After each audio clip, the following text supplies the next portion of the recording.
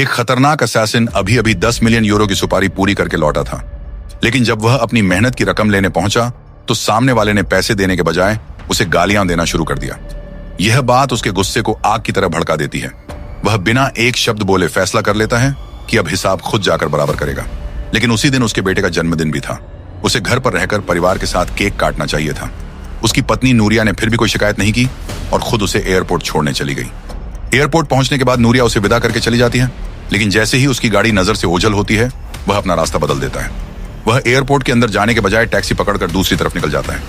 रास्ते में वह अपनी शादी की अंगूठी उतार देता है, मानो अपनी असली पहचान वापस पहन रहा हो। इसके बाद वह एक हाई सिक्योरिटी बैंक वॉल्ट में पहुंचता है, जहां उसकी असली जिंदगी छिपी होती है। नकली पासपोर्ट, अलग अलग पहचान और लाखों यूरो की नकदी। वह सब कुछ लेकर बाहर निकल जाता है। उसे लगता है कि उसकी योजना बिल्कुल परफेक्ट है, लेकिन किस्मत उसका साथ नहीं देती। उसी समय उसकी पत्नी उसे सड़क पर देख लेती है, जबकि उसे तो फ्लाइट में होना चाहिए था। वह तुरंत फोन करती है, लेकिन मोबाइल बंद मिलता है। अब उसके मन में शक पैदा हो जाता है कि उसके पति की जिंदगी में कोई बहुत बड़ा राज छिपा है। इसी बीच असैसिन को एक 100 मिलियन यूरो की नई सुपारी का ऑफर मिलता है।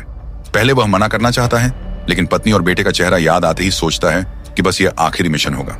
फिर वह उस आदमी का पता लगाना शुरू करता है जिसने उसके पैसे खाए थे। कई सुरागों के बाद उसे पता चलता है कि पूरा खेल एलिस नाम के एक अमीर बिगड़े हुए लड़के ने रचा था। इतना ही नहीं, पिछली सुपारी भी उसी ने अपने ही पिता के खिलाफ दी थी।